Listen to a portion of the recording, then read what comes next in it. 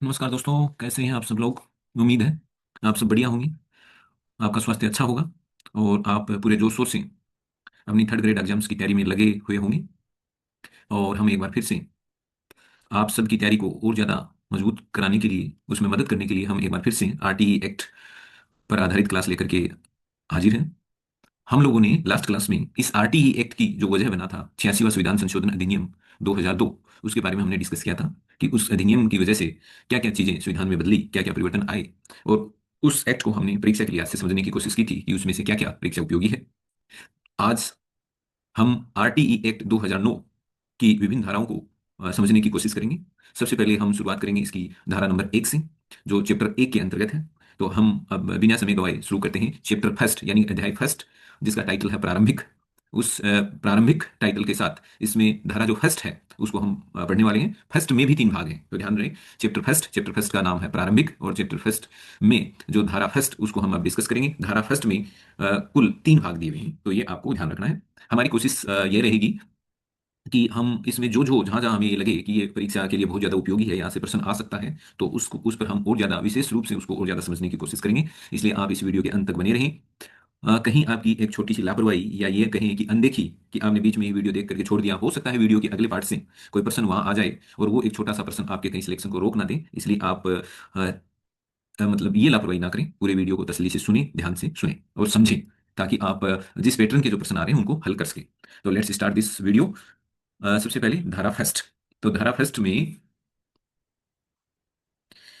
First का जो पहला जो भाग है वो क्या कहता है, वो कह रहा है उसमें इस एक्ट का नाम दिया हुआ है। तो ध्यान रखना है, इस एक्ट का जो नाम है वो पहला जो धारा है, पहली जो धारा है उसके पहले भाग में इस एक्ट का नाम दिया हुआ है। संक्षेप में क्या नाम दिया हुआ है, ये हमने लास्ट क्लास में भी मैंने कहा था, वेरी इंपॉर्टेंट होता है किसी भी एक्ट को पढ़ने से पहले उस एक्ट का नाम तो आपको क्लियर कट होना चाहिए। तो इस एक्ट का नाम निशुल्क एवं अनिवार्य बाल शिक्षा का अधिकार अधिनियम 2009 है। ऐसे पूरा लिखा हुआ 2009 तक ये इस एक्ट का नाम है, ठीक है। तो हमारे सबसे पहले क्लियर हो गया कि धारा एक और धारा एक का जो फर्स्ट भाग है उसमें नाम है, एक्ट का नाम है। अब इसी पहली धारा के भाग नंबर 2 में क्या लिखा हुआ है, 2 नंबर में लिखा हुआ है कि यह भारत के किन किन क्षेत्रों में यह कानून लागू होगा। तो आपको पता है कि उस समय ये तो 2009 में आया था, और 2019 में हमने जम्मू कश्मीर का जो स्पेशल स्टेटस का जो स्टेटस था जम्मू कश्मीर का, वो 370 के अंतर्गत उसको समाप्त किया है। वो 2019 में है, और चूंकि ये 2009 में आ रहा है तो 10 साल पहले की बात है। और उसमें ये व्यवस्था थी 370 की वजह से जो संसद का कोई भी कानून सीधे लागू नहीं हो पाता था जब तक कि वहां की विधानसभा उसको ओके नहीं करती, यानी विधानसभा की बिना अनुसमर्थन के, बिना उनकी सहमति के भारतीय संसद का कोई कानून वहां काम नहीं कर पाता था। इसलिए देखो 2009 में जब ये आरटी एक्ट आया तो इसमें भी ये लिखा हुआ कि ये पूरे भारत में लागू होगा, बस जम्मू कश्मीर में लागू नहीं होगा। तो ये लागू कहाँ कहाँ होगा, यानी कि इसका विस्तार, इस एक्ट का विस्तार कहाँ कहाँ होगा, ये कहाँ कहाँ लागू होगा, ये बात इसमें 2 में की गई है। और इस 2 में ये साफ लिखा हुआ है कि जम्मू एंड कश्मीर को छोड़ करके पूरे भारत में ये एक्ट काम करेगा, ठीक है। फिर आते हैं हम धारा फर्स्ट का ही भाग नंबर 3 क्या कहता है। 3 कहता है इसको, इसका ये लागू कब से होगा, कौन सी डेट से ये लागू होगा, प्रभावी होगा, लागू होगा, कौन सी डेट से होगा। तो 3 ये लागू होने की तारीख के बारे में 3 क्या कह रहा है कि यह उस तारीख से लागू होगा जो तारीख तय करेगी केंद्र सरकार। जो गजट होता है, भारत का जो गजट है जिसको हम भारत का राजपत्र कहते हैं, उस राजपत्र में अधिसूचना के माध्यम से जो भी तारीख तय की जाएगी उस तारीख से ही ये एक्ट लागू हो जाएगा। क्योंकि आज हम अब 2025 में इसको पढ़ रहे हैं, तो हमें पता है कि ये फिर बाद में इसको लागू करने के लिए केंद्र सरकार ने एक नोटिफिकेशन, एक अधिसूचना जारी की थी अ, गजट में, यानी कि भारत के राजपत्र में एक अधिसूचना प्रकाशित की थी। और उस अधिसूचना में इन्होंने लिखा था कि आरटीई एक्ट वो 1 अप्रैल 2010 से लागू हो रहा है। इसलिए चूंकि हम तो आज पढ़ रहे हैं, इसलिए हमें पता है कि ये एक्ट 1 अप्रैल 2010 को लागू हुआ था। तो हमने धारा एक के 3 भागों को समझ लिया है। धारा एक का जो पहला भाग है वो नाम की बात करता है। धारा इसका जो दूसरा भाग है वो इसके विस्तार की बात करता है। ये कहता है जम्मू कश्मीर को छोड़ दो, बाकी पूरे भारत में लागू कर दो। तीसरा ये कहता है कि लागू होने की डेट क्या होगी। तो डेट के लिए ये कहता है डेट वही होगी जो केंद्र सरकार आप गजट में प्रकाशित नोटिफिकेशन में बताएगी। यानी गजट में जो अधिसूचना प्रकाशित होगी उस अधिसूचना में जो डेट लिखी जाएगी उसी डेट से ये लागू होगा। लेकिन अब हमें ये पता है कि ये एक्ट कब से इन्फोर्स हुआ था, कब से ये प्रभावी हुआ था। 1 अप्रैल 2010 से। जो थर्ड ग्रेड एग्जाम्स की तैयारी में लगे हुए हैं तो उनको ये डेट तो 100% पता ही है। इसमें तो कोई कंफ्यूजन वाली बात नहीं है। जो गंभीर स्टूडेंट हैं उनके लिए तो कोई परेशानी वाली बात है ही नहीं। अब हम धारा नंबर 2 को डिस्कस कर रहे हैं। तो धारा नंबर 2 क्या कहती है?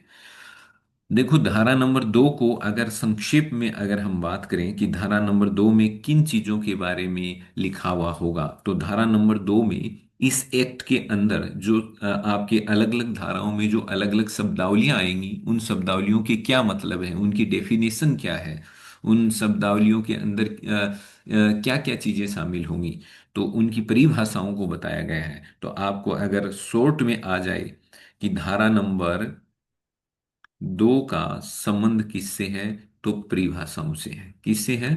परिभाषाओं से। अगर शॉर्ट में अगर आपके प्रश्न आता है तो आपको ये लिखना है।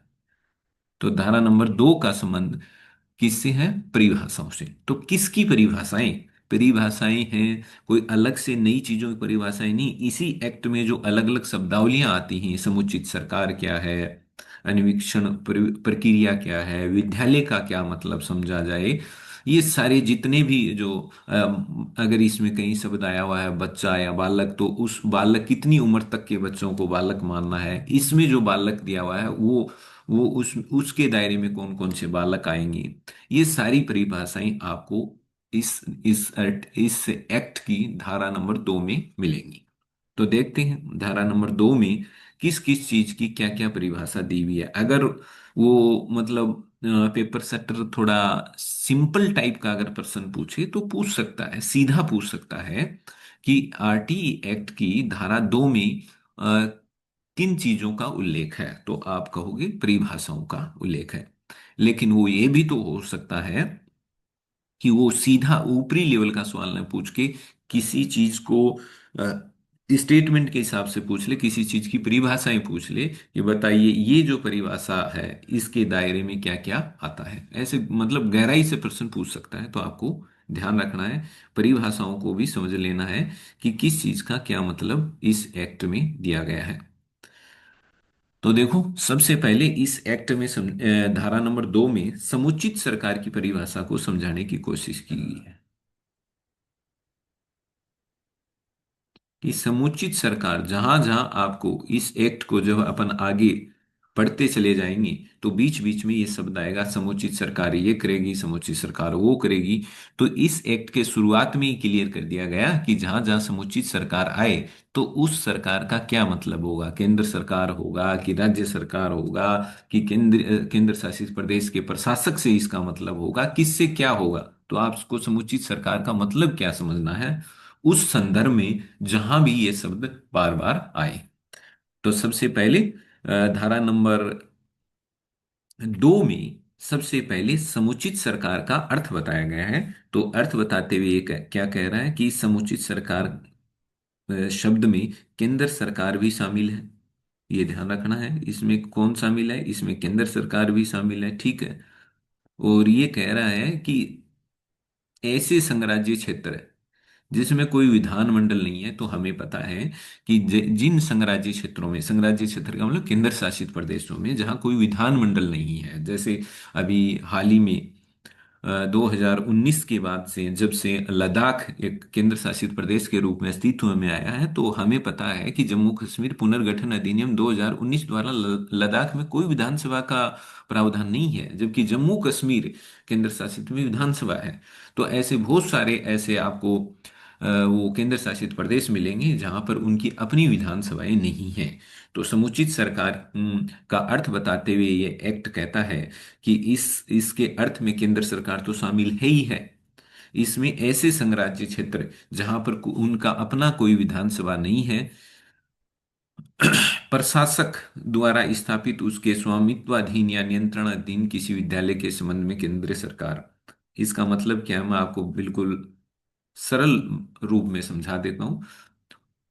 इसका मतलब है कि अगर अ, केंद्र सरकार, ठीक है, यहां तक तो कोई दिक्कत ही नहीं है, लेकिन अगर कोई ऐसा केंद्र शासित प्रदेश है जहां कोई विधानमंडल नहीं है, वहां विधानसभा नहीं है, और वहां पर कोई स्थापित, हम स्कूल के बारे में बात कर रहे हैं क्योंकि आरटी एक्ट का संबंध तो स्कूल में है, स्कूल में बच्चों को फ्री में पढ़ाने से, अनिवार्य रूप से पढ़ाने से है।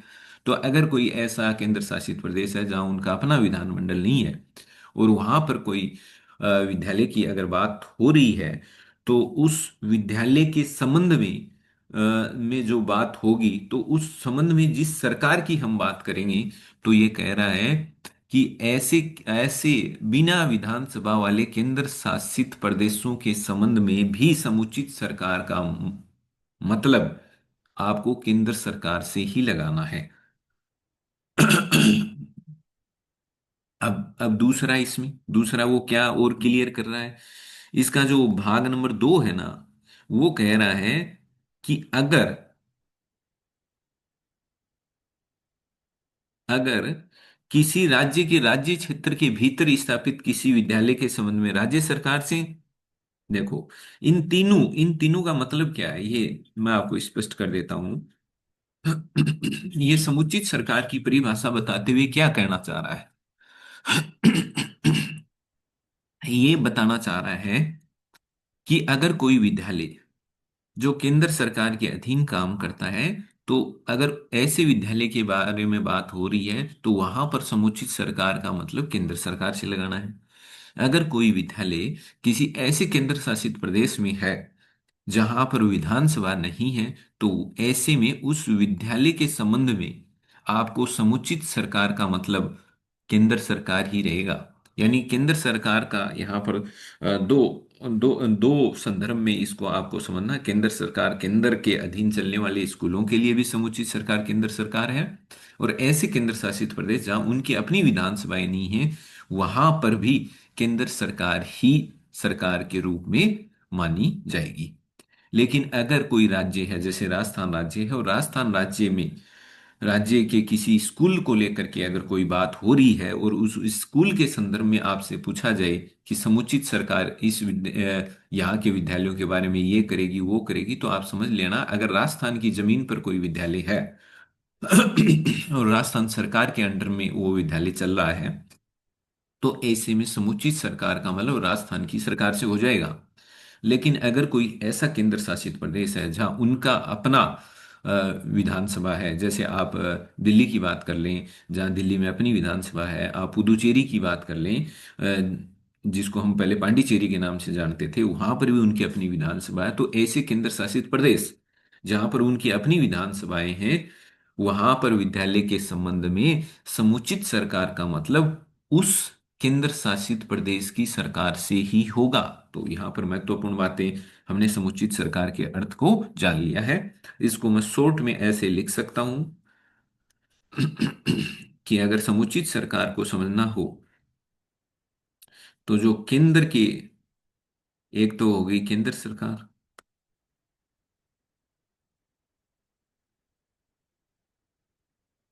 जो अगर कोई केंद्र सरकार के नियंत्रण का स्कूल है तो उस संबंध में केंद्र सरकार। दूसरा, ये कह रहा है कोई ऐसी यूटीज है, यूटीज जहां मैं लिख रहा हूं उसका मतलब केंद्र शासित प्रदेश, यूनियन टेरिटरी, संघराज्य क्षेत्र जिसको हम हिंदी में कहते हैं। तो यूनियन टेरिटरीज ऐसी है जहां क्या नहीं है, विधानसभा नहीं है। भाई कोई डीपली पर्सन बनाते उसका क्या है, वो कहते कि नहीं आर्टिकल इसके जो, सॉरी इस एक्ट के में जो समुचित सरकार का जो अर्थ बताया गया है, तो खास तौर पर जो ऐसे मतलब केंद्र शासित प्रदेश जहां उनकी अपनी विधानसभा नहीं है, वहां पर समुचित सरकार से क्या अर्थ लगाया जाएगा? केंद्र सरकार, प्रशासक, और या फिर राज्य सरकार या नजदीकी राज्य सरकार, क्या लगाया जाएगा? ऐसा आपको डीपली देते तो आप तो घूम जाओगे कि सर हमने तो ऐसे ही पढ़ा था ऊपर ऊपर का, कि परिभाषा इसमें दी गई। तो परिभाषाओं में भी समुचित सरकार की परिभाषा में क्या क्या आएगा वो इसमें बताया हुआ है। तो जहां पर विधानसभा नहीं है, ऐसे ऐसे यूटीज में, ऐसे कोई यूटीज है जहां विधानसभा नहीं है, और वहां पर जो स्कूल चल रहा है, जो उस वहां के प्रशासक के नियंत्रण में वहां का स्कूल चल रहा है, तो वहां पर समुचित सरकार का मतलब भी केंद्र सरकार ही होगा, ध्यान रखना।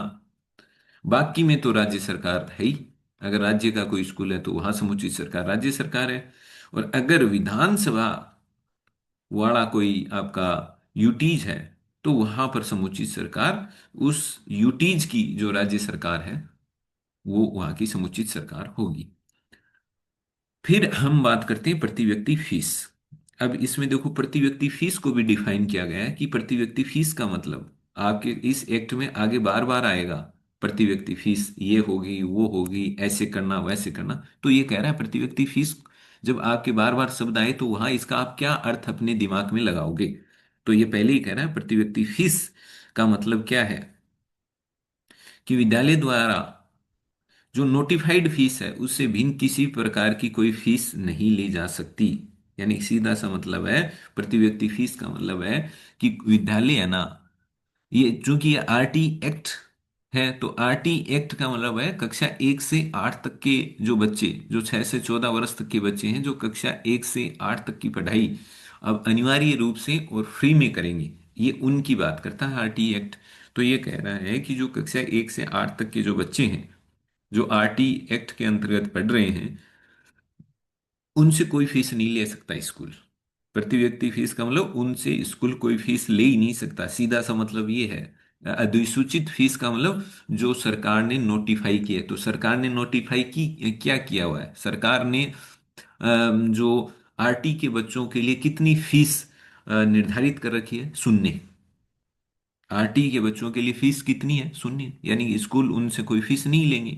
तो अगर मान लो आरटी के बच्चे, सरकार ये कहती है, एक्ट ये कहता है कि आपको उनसे कोई फीस नहीं लेनी, और आप हैं कि उनसे फीस ले रहे हैं, तो इसका मतलब आपने तो कानून तोड़ा है, कानून का उल्लंघन किया है। तो दूसरा, प्रति व्यक्ति फीस का क्या मतलब है, कि विद्यालय है वो अधिसूचित फीस से भिन्न। देखो अधिसूचित फीस, अब अधिसूचित फीस कौन सी होती है? जो सरकार अधिसूचना में उल्लेखित करती है। अब सरकार एक अधिसूचना जारी करती है। अधिसूचना क्या है? बार बार वर्ड आ रहा है। अधिसूचना का मतलब है जो सरकार ने राजपत्र के माध्यम से या अलग से एक अधिसूचना का कोई लेटर निकाल करके जो सूचना जारी की होती है, उसको हम कहते हैं अधिसूचना। सिंपल मतलब ये है कि सरकार के द्वारा जारी सूचना अधिसूचना होती है।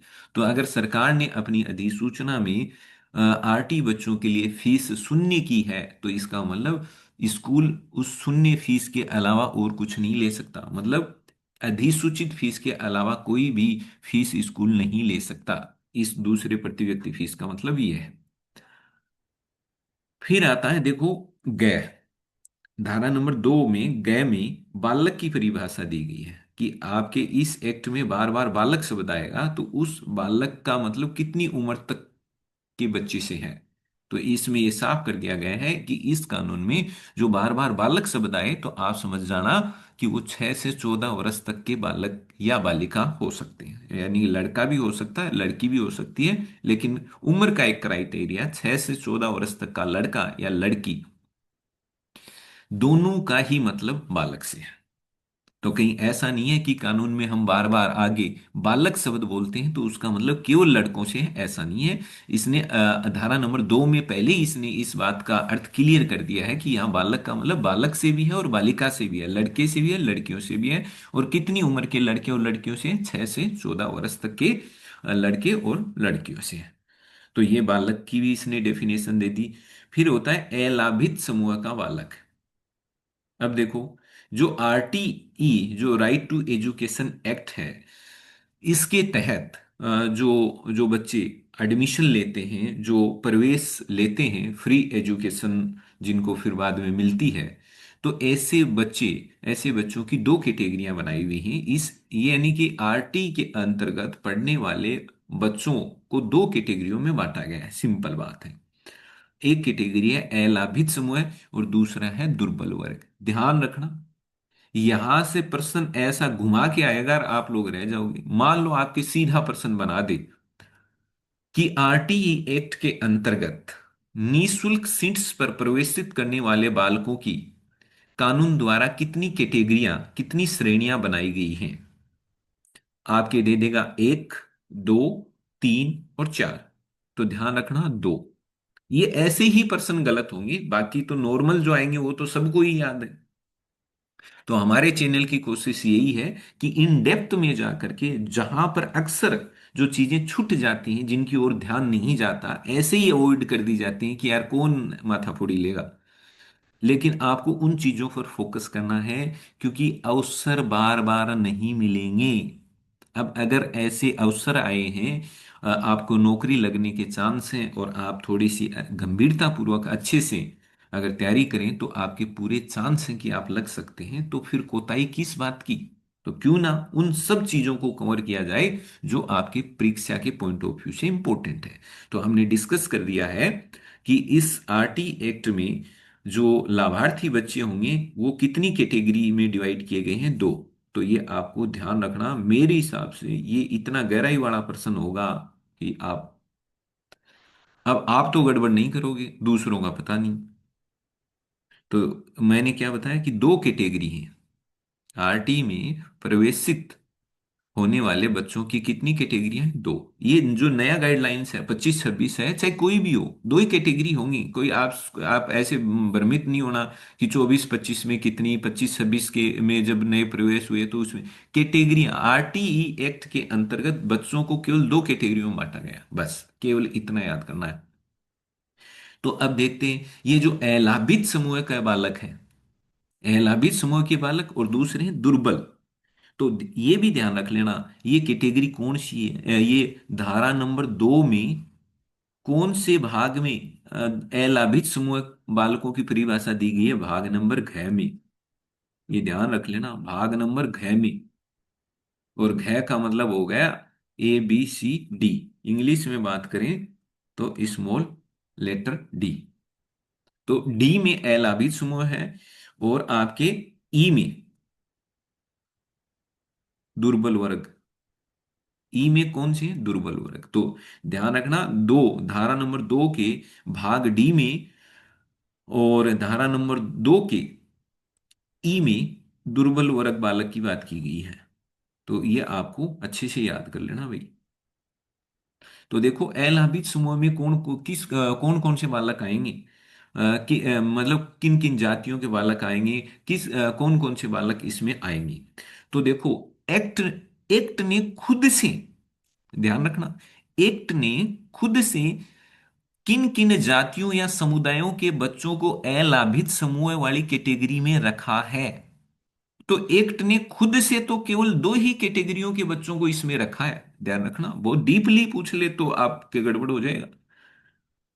SC यानी अनुसूचित जाति, और अनुसूचित जनजाति। केवल दो ही, अनुसूचित जाति और अनुसूचित जनजाति। इन दो समुदायों के, इन दो वर्गों के बच्चों को खुद एक्ट ने बताया है कि ये अलाभित समूह के बच्चे कहलाएंगे। ये क्लियर है। लेकिन क्या इन SC ST के अलावा कोई और दूसरे समुदाय के बच्चे भी अलाभित समूह में आ सकते हैं क्या? अपनी आर्थिक स्थिति के आधार पर, भौगोलिक स्थिति के वजह से, भाषाई आधार पर, लिंग के आधार पर, या किसी सामाजिक या सांस्कृतिक आधार पर भी, क्या ऐसे बच्चों को छटनी करके आप अलाभित समूह में डाल सकते हैं क्या? या फिर किसी सामाजिक और शैक्षणिक रूप से पिछड़े हुए वर्ग को भी आप वर्ग के बच्चों को भी अलाभित समूह में शामिल कर सकते हैं क्या? तो एक्ट कहता है कि हमने तो एससी और एसटी के बच्चों को ही अलाभित समूह में शामिल माना है, बाकी आपको समाज में और किन किन समुदायों के बच्चों को या किस किस कैटेगरी के बच्चों को अलाभित समूह में शामिल करना है, ये वहां की समुचित सरकारों को अधिसूचना के द्वारा डिसाइड करना पड़ेगा।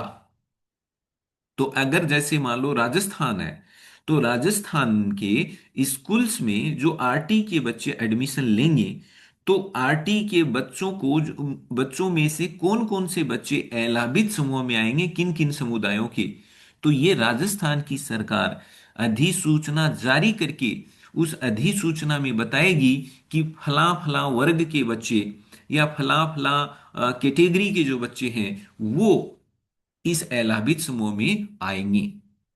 तो ध्यान रखना है। फिर राजस्थान सरकार ने भी अपना एक नोटिफिकेशन जारी किया था, उसको भी हम बाद में डिस्कस कर लेंगे कि एक नोटिफिकेशन सरकार ने, राजस्थान सरकार ने इसी, ये जो धारा नंबर 2 का जो भाग नंबर जो डी है, इससे प्रदत्त शक्तियों का प्रयोग करते हुए राजस्थान सरकार ने नोटिफिकेशन जारी किया, अधिसूचना जारी की, और उस अधिसूचना में उसने बताया कि अलाभित समूह में कौन कौन से बालक आएंगे। तो ये आपको ध्यान रखना है कि केवल एससी और एसटी के बालक को अधि अलाभित समूह में कानून ने जोड़ा है, लेकिन बाकी जितने भी वर्ग, अगर राज्य सरकार को लगता है, यानी समुचित सरकार, अगर संघ राज्य क्षेत्र है तो वहां पर अगर विधानमंडल नहीं है तो वहां ये काम केंद्र सरकार कर देगी, और अगर राज्य है तो वहां राज्य सरकार कर देगी। तो इसमें देखो, हमने पहले ही समुचित सरकार के अर्थ को जान लिया, तो यहां वो बार बार अर्थ नहीं बता रहे, सीधा करें समुचित सरकार जैसा अधिसूचना में निर्दिष्ट करे, वो अलाभित समूह में वो बालक शामिल हो जाएंगे। तो ऐसे ही राजस्थान सरकार ने, हरियाणा सरकार ने, गुजरात सरकार ने, मध्य प्रदेश सरकार ने अपने अपने नोटिफिकेशन जारी करके अपने अपने जो स्कूल्स हैं, राज्यों में जो चल रहे स्कूल्स हैं, उनके लिए उन्होंने अलग अलग वर्गों को अलाभित समूह के बालकों में घोषित किया। दूसरा है दुर्बल वर्ग। दुर्बल वर्ग में कौन से बच्चे आएंगे, यानी दुर्बल वर्ग कैटेगरी में कौन से बच्चे आएंगे, तो इसमें आपको कंफ्यूज होने की जरूरत ही नहीं है।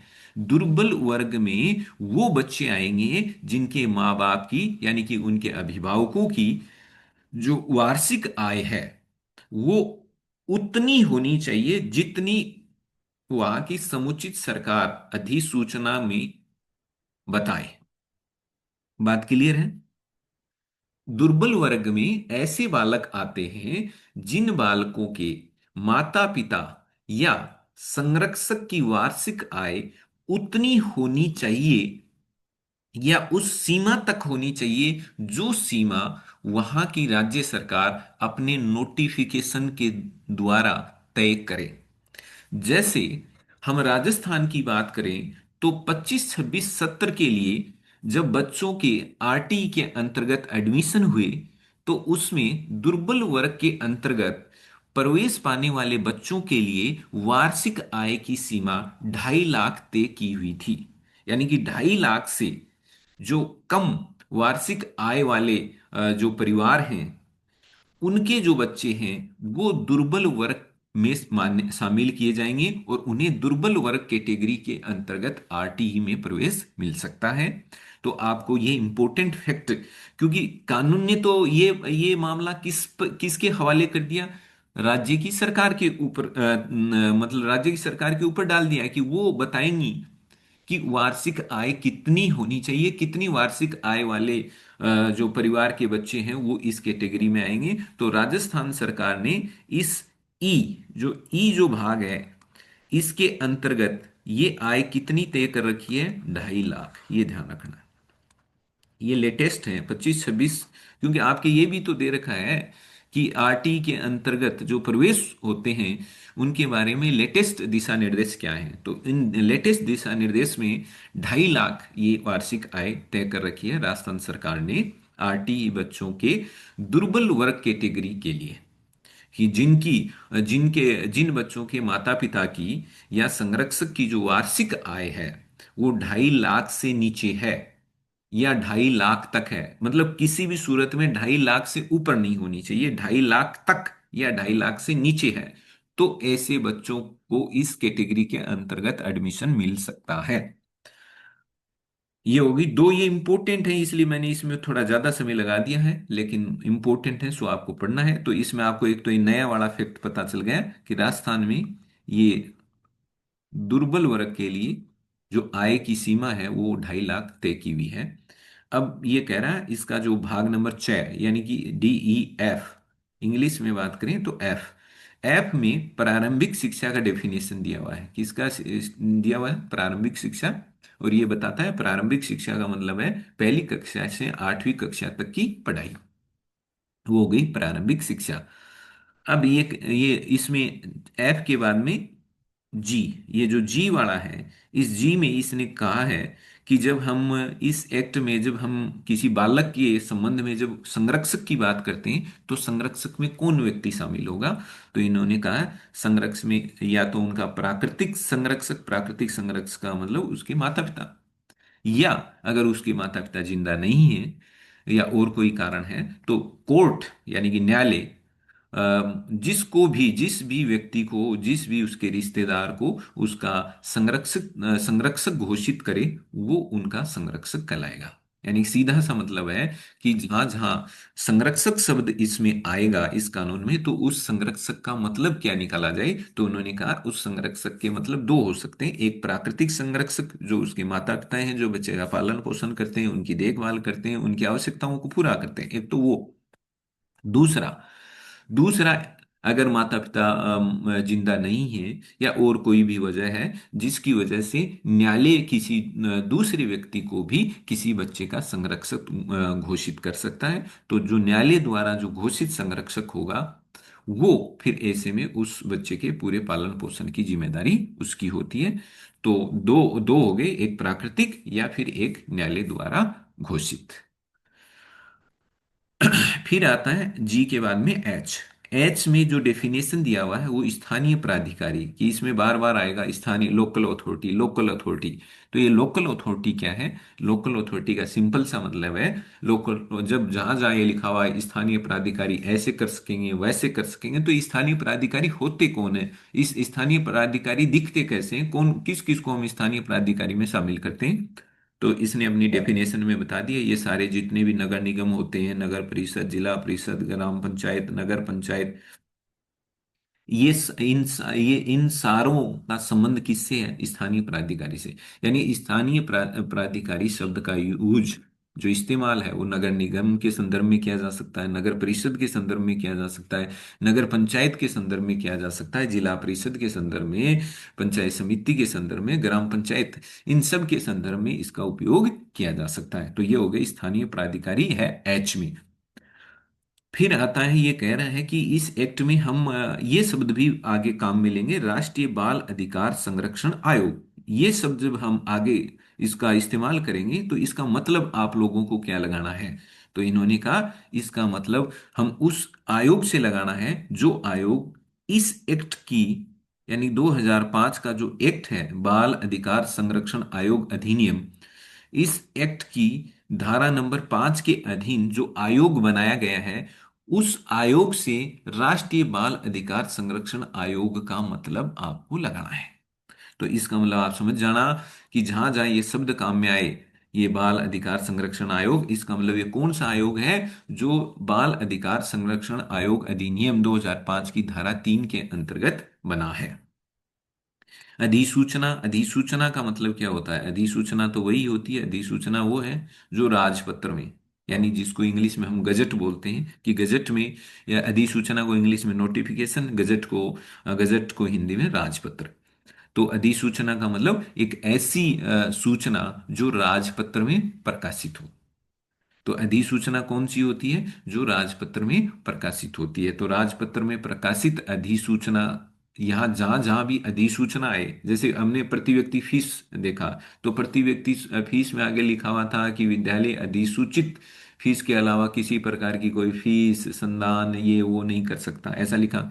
तो अधिसूचित फीस कौन सी है, यहाँ अधिसूचना का मतलब है कि सरकार के द्वारा राजपत्र में जो अधिसूचना प्रकाशित की जाएगी, उस अधिसूचना से इस अधिसूचना का मतलब होगा।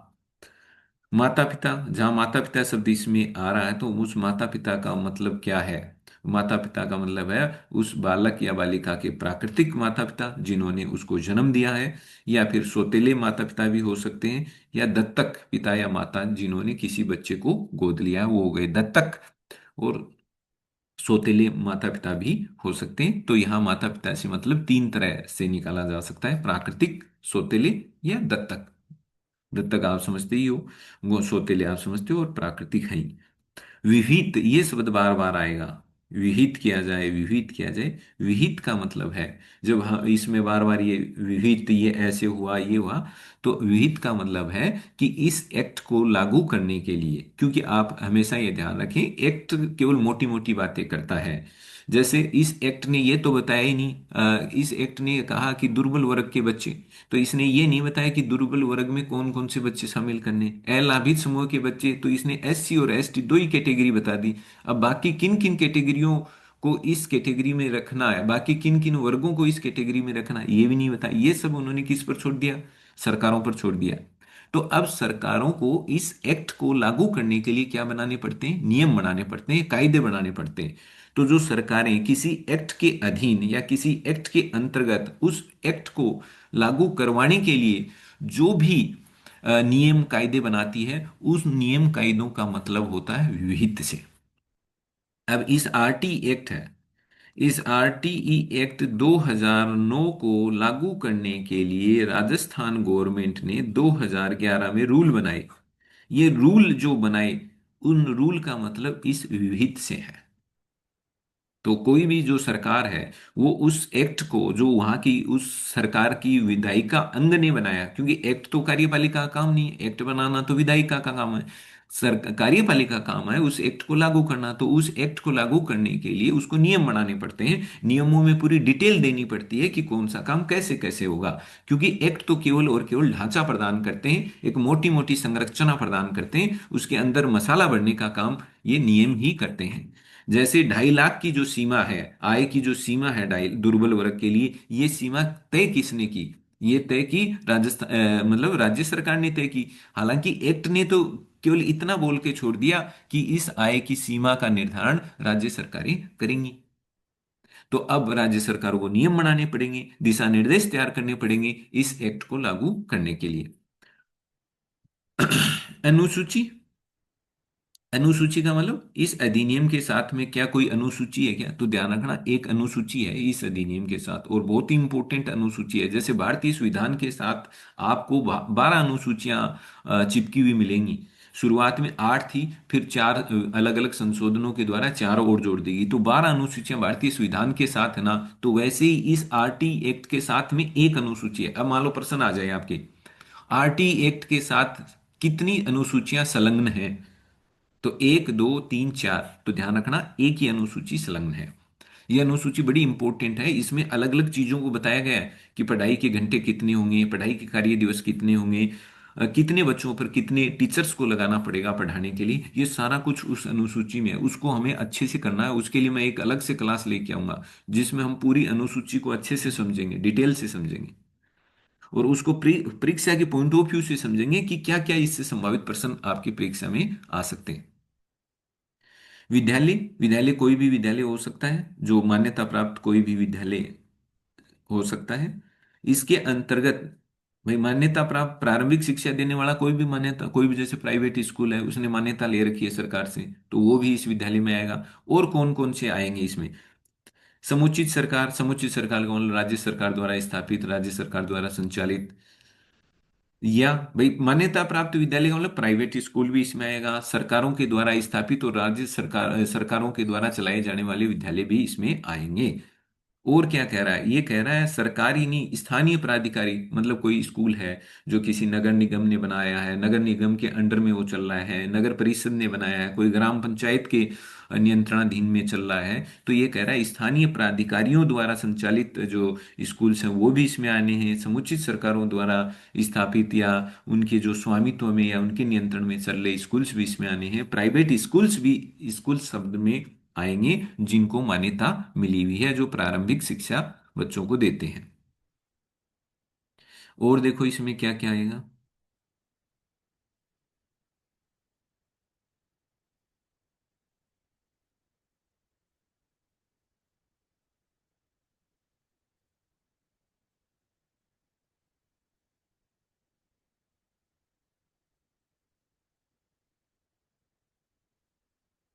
फिर इसमें और देखो कौन कौन सा आएगा। इसमें कह रहा है विनिर्दिष्ट प्रवर्ग का कोई भी विद्यालय। अभी विनिर्दिष्ट प्रवर्ग का कोई विद्यालय क्या है, ये आगे अपने आप क्लियर हो जाएगा। फिर ये कह रहा है कि इस एक्ट में जहां जहां विद्यालय शब्द है ना, उस विद्यालय के अंतर्गत और कौन कौन से विद्यालय आएंगे, ये कह रहा है ऐसे विद्यालय भी आएंगे जिनको ऐसे कोई प्राइवेट स्कूल है जिसको सरकार की तरफ से कोई फंड मिलता है उस स्कूल को चलाने के लिए, या कोई भी आर्थिक सहायता उस स्कूल को कुछ ना कुछ मात्रा में अवश्य मिलती है, तो वो ऐसे प्राइवेट स्कूल भी आएंगे। ऐसे प्राइवेट स्कूल भी आएंगे जिनको सरकार की तरफ से कोई पैसा नहीं मिलता है, वो खुद बच्चों से ही फीस लेकर के अपना स्कूल संचालित करते हैं, सरकार की तरफ से कोई अनुदान या उनको आर्थिक सहायता वित्तीय सहायता नहीं मिलती, वो भी इसके अंतर्गत आते हैं।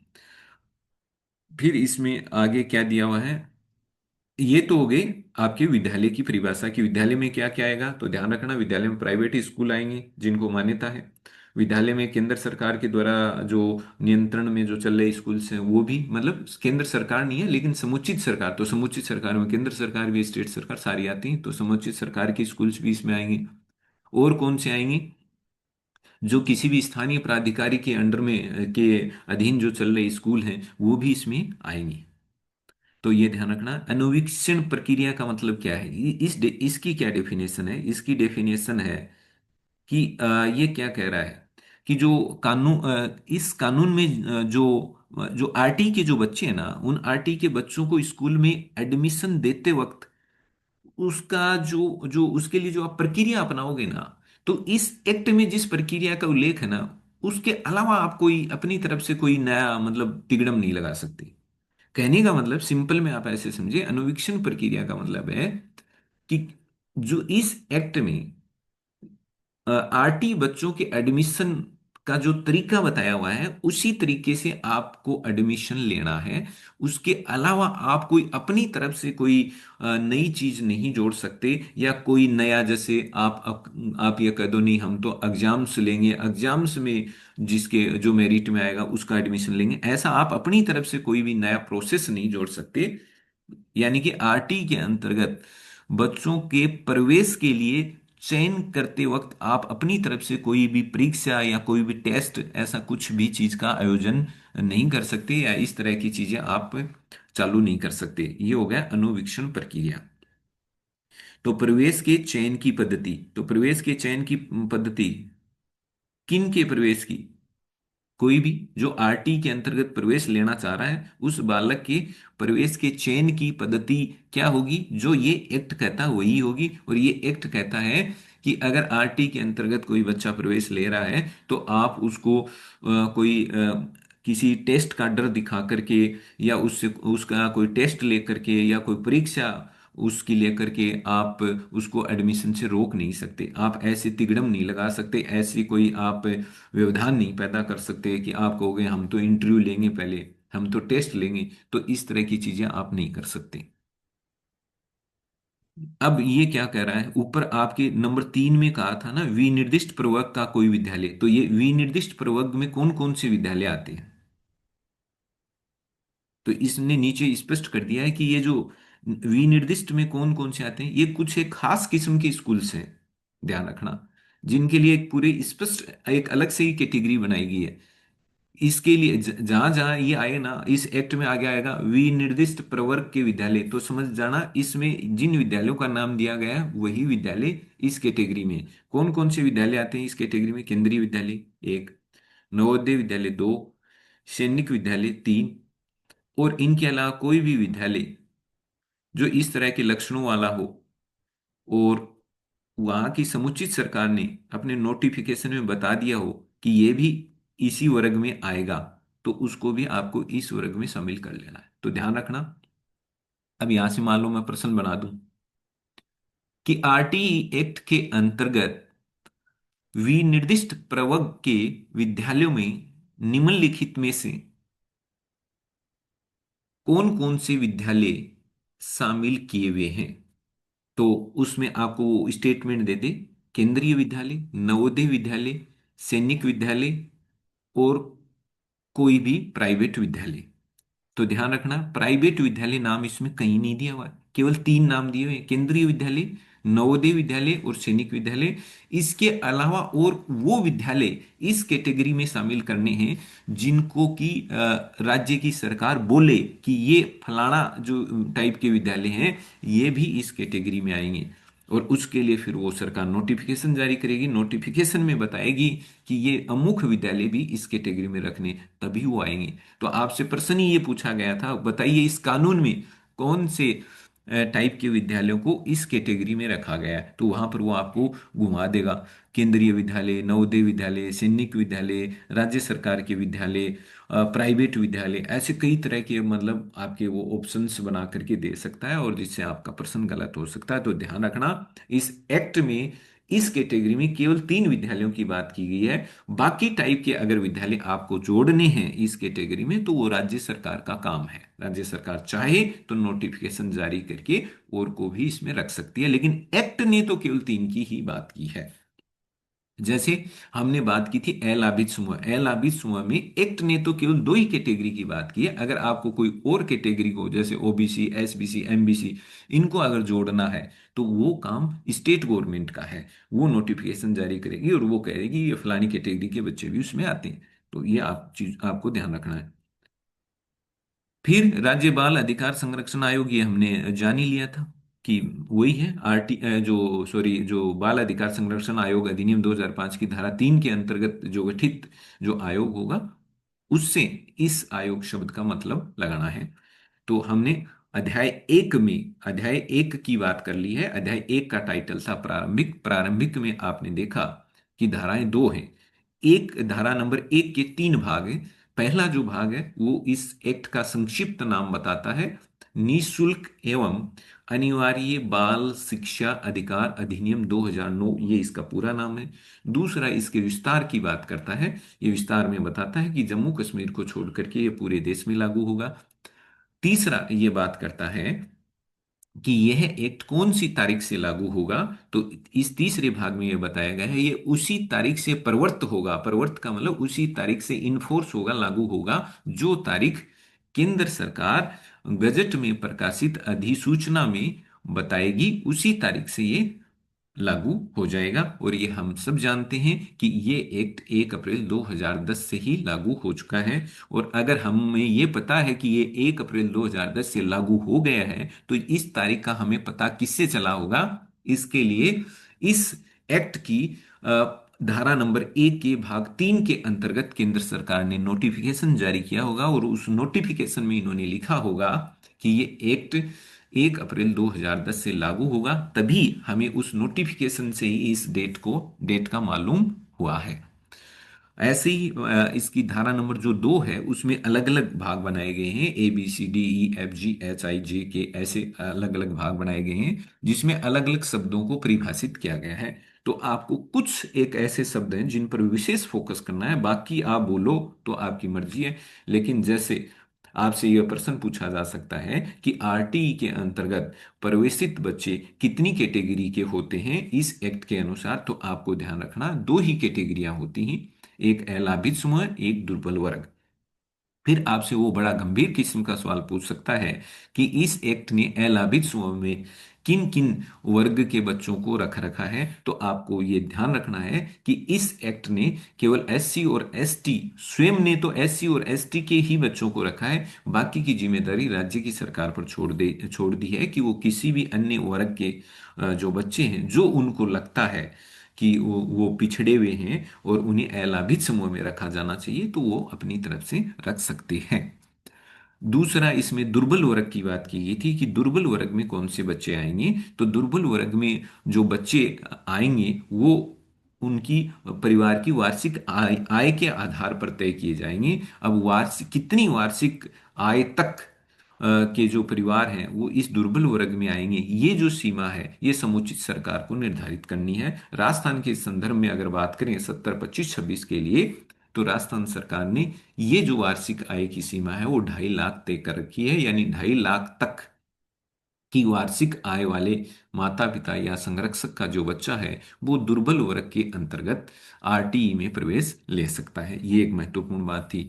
बाकी आपको एक ये भी ध्यान रखना है, इसमें एक विद्यालयों की एक फिक्स कैटेगरी की गई है कि इस विनिर्दिष्ट प्रवर्ग एक कैटेगरी बनाई हुई है कि इसमें कौन कौन से विद्यालयों को इस एक्ट ने शामिल किया है। तो आप ध्यान रखें, केंद्रीय विद्यालय, नवोदय विद्यालय और सैनिक विद्यालय, इन 3 टाइप के विद्यालयों के तो इसने नाम ही लिख दिए हैं ताकि कोई डाउट्स पैदा ही नहीं हो।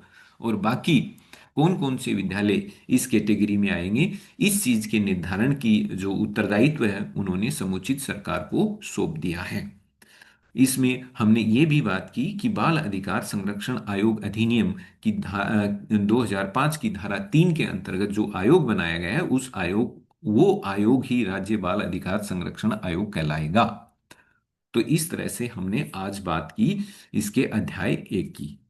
अगले वीडियो में हम अध्याय 2 के बारे में अच्छे से जानने की कोशिश करेंगे। अगर आपको हमारा वीडियो पसंद आया हो तो आप जरूर से लाइक और शेयर करें, और अगर हमारे चैनल का कंटेंट आपको बहुत अच्छा लग रहा है और परीक्षा उपयोगी लग रहा है तो हमारे चैनल को सब्सक्राइब करें और अपने दोस्तों को भी अपने चैनल से जुड़ने के लिए प्रेरित करें।